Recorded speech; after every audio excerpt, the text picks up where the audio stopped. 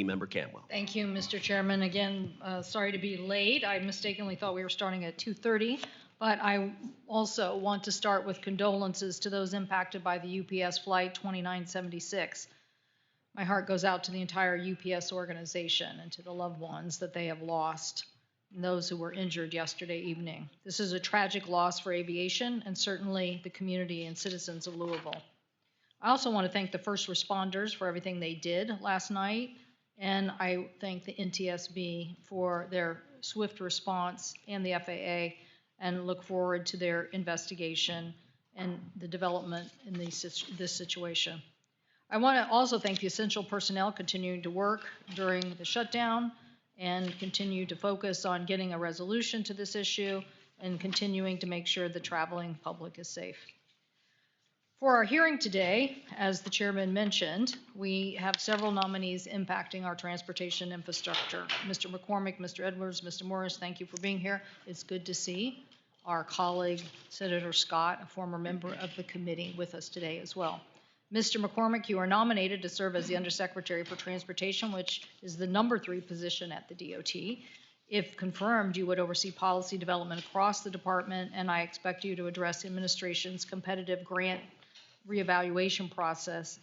We should embrace the same goals of improving transportation infrastructure in this country without delay. Of significant importance is the I-5 bridge in my state that crosses the Columbia River. I appreciate Secretary Duffy's firm commitment to seeing this project completed. And while it is vital to the state of Washington, it is also vital to the national economy.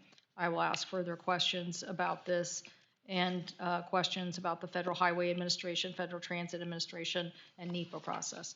Mr. Edwards, I believe we need an Assistant Secretary for Aviation and International Affairs who will help with the U.S., being a very strong voice at ICAO and champion efforts to raise global standards on aviation.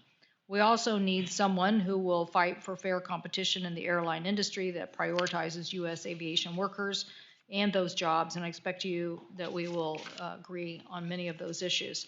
I hope you will commit to continuous uninterrupted air service to small and rural communities that is consistent with the 2024 FAA reauthorization law. Our final nominee, Trent Morse, President Trump's pick to serve on the board of directors of the Metropolitan Airport Authority. We've already heard one discussion from my colleague, but that's literally my airport of choice flying in and out of Washington. So I will have questions for you about the operations of DCA and Dulles airports. Together, these two airports serve more than 53 million people each year, and passenger traffic grew by 5.8% last year. And we need to continue to make sure that this capacity, I believe, that Dulles has to grow more business on an international basis.